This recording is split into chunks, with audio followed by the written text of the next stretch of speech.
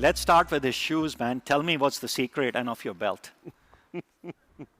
Like, look, I'm told black, black, black. Right? Like, what's happening? I mean, a lot of my stuff is purchased from Poshmark. You got to use your own product, right? How many people use your own product?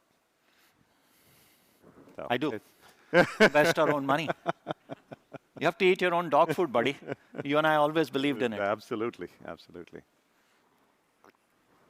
So let's start, right? It's been 13 years since you started Poshmark. You and I met 6 months before at the old Hobbies, and you said, Naveen, I'm giving up laptops. You were at Hearst then, right? After the acquisition of Caboodle, have you seen this new thing called iPhone?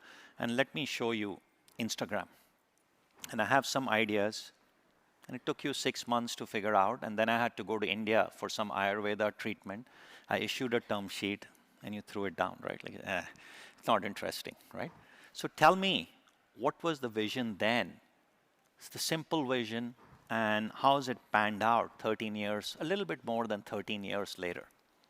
Yeah, so what happened in 2010, which is the time Naveen is talking about, there were a few things happening. I had just exited a company that I had sold to Hearst Corporation at that time. And in a way, that was my 10,000 hours of education in fashion. I'm really a technology guy who had accidentally landed in the world of fashion. And Women really, fashion. yeah, women's fashion, but men's fashion as well a little bit. But yeah, we started Poshmark focused on women's fashion. And I realized that there were a lot of unsolved problems in the world of fashion. And today there's a lot of fashion and tech companies, but fashion and tech was not a common meme in 2009, 2010. So I was like looking at a lot of different problems and thinking about what to do. And of course, around that time, iPhone was starting to reach a level of sort of inflection point. iPhone 4 had come out. You could take both great pictures and look at great images. Little app at that time, starting to show its face, called Instagram, which showed the potential of how quickly you can transform photos into living objects. And then another event happened, which was in the fall. We were attending my son's homecoming game right here in San Jose. And the homecoming queen was wearing a beautiful yellow dress. And we were talking to her mom, and she said she actually thrifted that dress. Now, if you go back 13, 14 years back, thrifting was not as common and fashionable as it is today. So tying all of these things together, it became clear to me that really what we wanted to do was to build a mobile solution so that people can connect their closets, buy and sell quickly, and make it super simple so that the person doesn't have to think of themselves as a seller. It just becomes content creation. And how's that panned out? I mean, today we have, millions and millions of closets across America and connected to each other. We have people who are selling from over 90% of United States zip codes. We have 1 in 3 people have actually registered for Poshmark today. And, we've sold over $8 billion worth of stuff that hasn't gone into landfill, is actually going from one closet to the other. And I feel like we're just getting started. That's awesome. All of us are, right? Me too. So let's shift gears, right? Like, as you might heard, I just presented, every company needs to start with one bet and a deep moat. I'm still trying to figure out what we did at the IPO. Can you do it too? Remember? Your belief is Millennial versus Gen Z, that's what we were just talking about. Yeah, I'm still not that, right? Like, I'm getting trained. Yeah. So I remember you said, like, it's all about love. So you had many technical features. Tell me, what was the deep moat? And if you had to make one bet, right? Like eBay existed, Amazon existed, fashion. My understanding was where to buy is solved. What to buy still remains the hard problem. So what was the fundamental bet you guys made? And they can be 50, but one. Yeah. So, 2 things here. One is foundationally for us, the insight that we had is, particularly for a woman, when she puts up her closet for sale, it's not just items that she is selling. It is really a connection that comes through it. So if you look at an item and you give negative feedback on that item, it hurts her deeply and personally. So from day one, we created this ability for people to connect and feel the love around the closets that they were putting on the platform. And one of the core values we have, which is sort of our first value, is you have to lead with love. And if you focus on love, money comes. But if you focus on money, nothing comes. And that's kind of a quirky thing to say for a Yep. marketplace because we're not building a social network. But you had the metrics of a social network, right? We, Top three, top four. we did, but Are you guys sharing now what the metrics were, or like what they yeah, were yeah. Our before the daily acquisition? engagement per user is in 20 plus minutes in terms of how much time people engage with the platform. But the connection part was the fact that as a consumer, for people who are in the consumer space, the most important metric to focus on is engagement and repeat usage. Just to give you a sense, for the first year, at the end of first year, and Navin and I were there together, because we've been there since before the company started together, we only had 1,000 users. But almost all of them were engaging with the platform on a high frequency basis. People were spending 20 minutes plus a day at that time, and the product was not yet fully built out. So that engagement allowed us to have the confidence to go to the next stage before we could scale the business, and cost of acquisition was very, very high at that point in time, so we had to hack that whole thing. But it was really about getting that retention and engagement. And a lot of times people focus so much on growth that, most of growth is actually retention, because if you're not retaining, you're churning, and if you're churning, you have to replace the user, which means you'll never be able to keep up with it, right? And our retention numbers are actually very SaaS-like, and that sort of allowed us to build a business which has endured the test of time. Yeah, and I think like the audience should know, right? Like we didn't spend that much money to go to an IPO. I think most of the rounds we raised after the Series B, we barely touched them, Yes, right? yes. It was probably one of the most capital efficient companies to an IPO in the e-commerce space. Naveen, you could have a perspective. I have the numbers. That's why I'm saying, so let's skip that one, Yeah, right? yeah. Like, so my other belief is, which entrepreneurs, man, I'm attracted by the shoes. One of my colleague was saying, is this like new or is this like reuse? She was asking me on the ride here, because Poshmark does both, right? This is reused, yeah. Reuse. Yeah. Wow, why are they selling? I mean, who here is in the world of fashion? You know that you get bored of what you're wearing, so you can rotate it So you very have quickly. quite a few. I do have a few shoes in my closet. And few is what, tens, hundreds, or like? Quite a few, let's put it this way. Okay. Man, you're diplomatic. This is not like nobody like as a public company will trouble you, right? We need to make it fun. Vulnerability is good. I think I have 100 plus shoes in my Good. closet. You've never given me one, man. Reuse is happening. You never even put them. I thought like, I thought we were focused on the ROI of those shares, I know. But ROI is not, man, like investment. It's relationships, right? Anyways, No. coming back to the serious stuff, right? Like, another belief of mine is that entrepreneurs can be good when the markets are go-go. The real test of entrepreneurs, athletes, and other folks comes in when things go tough and the tough get going.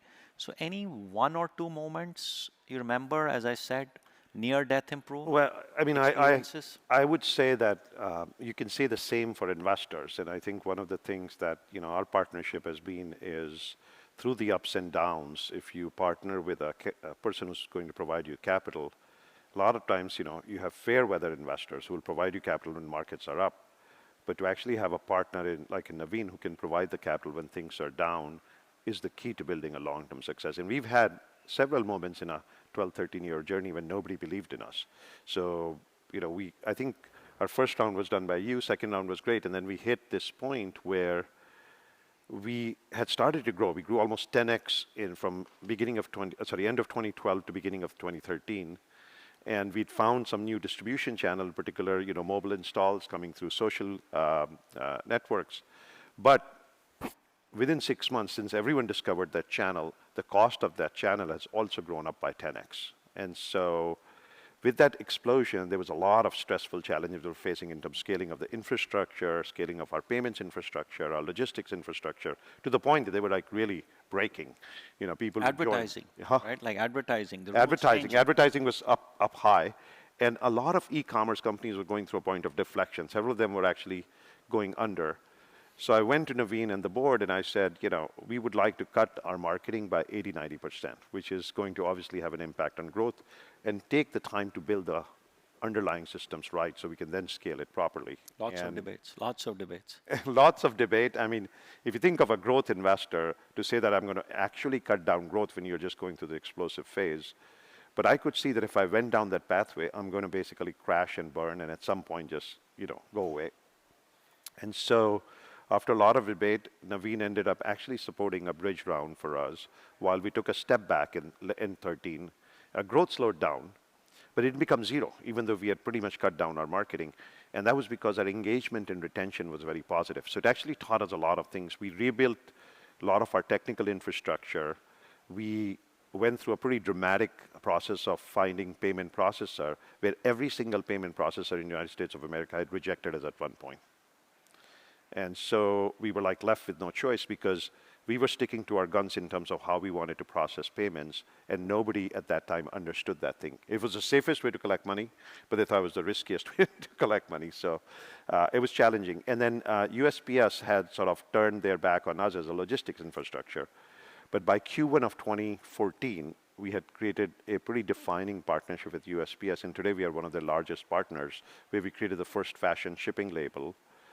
PayPal ended up acquiring Venmo and Braintree, and that ended up creating an entity that was able to support us, and we redid our infrastructure. And by second half of 2014, we started growing and have never looked back since then.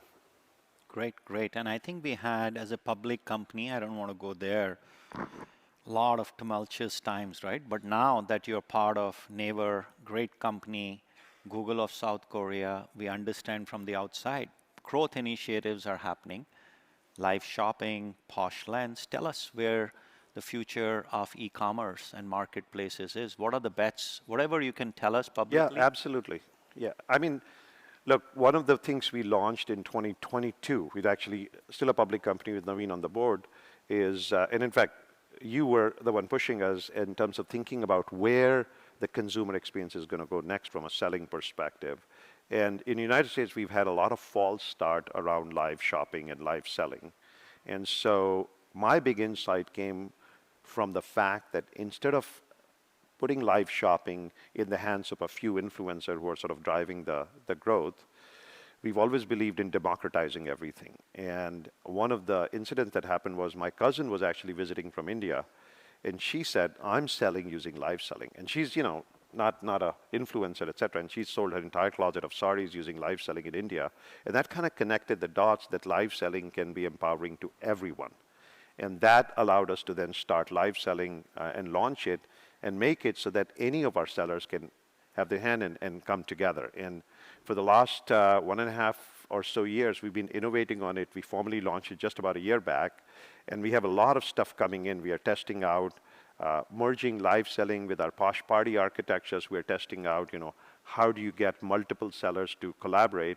And our live selling is unique in the sense that sellers are not just selling what they have as an inventory, but actually groups of sellers get together and help each other sell in a single live selling session. Tupperware model. On top of that, it's very much been part of Poshmark from the beginning. So I feel live selling done right for US and this side of the world requires core innovation and requires sort of core fundamental things. And that business for us has now resulted in tens of thousands of shows happening a week. And the cohorts and the engagement and the retention of this is off the charts. But a lot of stuff we are doing is actually not the stuff that is happening in China, for example, or other countries, because it doesn't work for US. So a lot of stuff we are doing is actually doing in a very different way, and how to support the small sellers and really the aggregation allows us to innovate there. The other big area for us, which is I'm sure something that none of you are thinking about, which is AI. And so how do you sort of leverage Is it Gen AI, both. intelligent agents, artificial intelligence? Well, AI I think we are. I'm just We are really focusing more on Gen AI and Core AI. I think the agent stuff is still we are ideating, but that would be the stylist, the agent? stylist or even for the sellers, right? How do you sort of make them more productive and scaling? So we're looking at, how do you generate a listing by just scanning, but make it so easy that it can be used by tens of millions of people and not just thousands of people. We're testing out how can people sell for each other in a way that's highly distributed and empowering. We are testing out how do you take dynamic curation of trends and styles that are happening and dynamically personalize it on the platform using AI and human power. We're also creating Copilot for our sellers. So a lot of stuff happening. Not a lot of it is in the market yet, but we do believe as Naver and Poshmark that AI is going to create an era of abundance and prosperity in a way that we haven't visualized it, even though it seems kind of both scary and threatening and empowering at the same time. I see it as massively empowering, but of course, as any new thing, and particularly something as magical as AI, is scary as well. I just came back from TED, I was telling Navin, and what you see in terms of human potential around AI is insane. And I know you are a huge believer in this wave and talk Over a lot. time, we are in the hype curve. Yes, yes.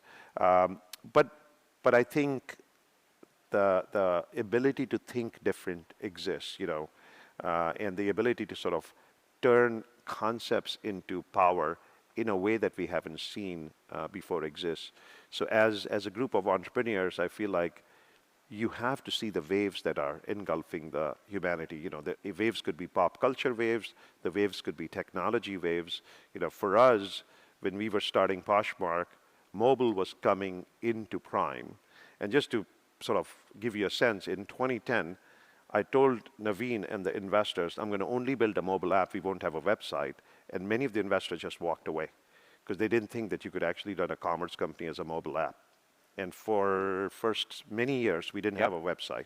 We only had an iPhone app. 4 or 5 years, right? Yeah. So it was kind of, you got to go all in if you're going to bet. And I think with AI, the ability to go all in is really available to us in ways that we cannot imagine. So I'm super excited about the future. Great, great.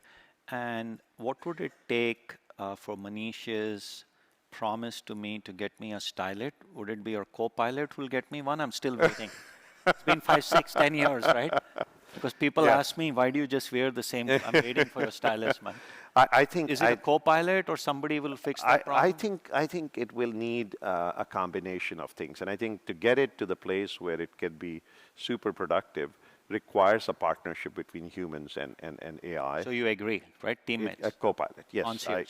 Yes. So I'm waiting for that day, man. Yes, absolutely. Then I won't be wearing uniforms. A lot of people are like saying, why do you wear a uniform? You've got a good uniform, though. I mean, look, it's not black on pretty black. cool. Yes, okay. yes. So final thing, right? Lot of entrepreneurs in the audience, right? Like, what would you give the advice, not to them, that both you and I can give? 13-year-old Manish, go back 13 years, what would you do differently? 1 or 2 things.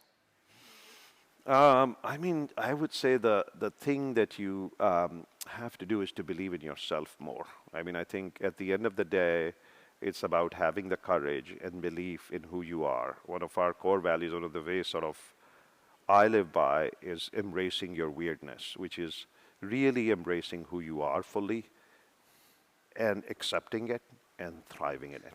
And that is my one advice is you're all enough as you are. Just tune into your weirdest things, not weirdest habits, but your weirdest strengths. And that will take you to where you need to go. So just like the Lyft guys, you and I know them well. Just be yourself. Just be authentic. Be yourself. Yes. Okay. Great. No, this is awesome. Again, time is over.